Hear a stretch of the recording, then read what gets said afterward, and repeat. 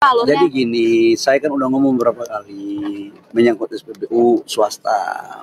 Yang pertama, SPBU swasta itu sudah diberikan kuota impor 110% dibandingkan dengan 2024. Ini biar clear ya, kita sudah memberikan kuota impor 110%.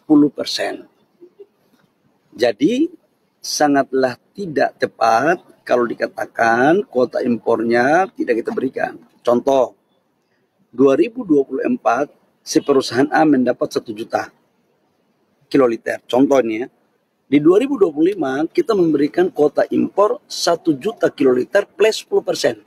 Berarti 1.100.000 kiloliter. Nah, kalau masih ada kekurangan, kita minta untuk melakukan kolaborasi dengan Pertamina.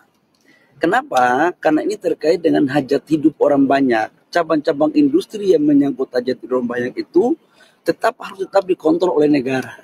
Supaya apa? Semuanya baik. Ya, gitu ya.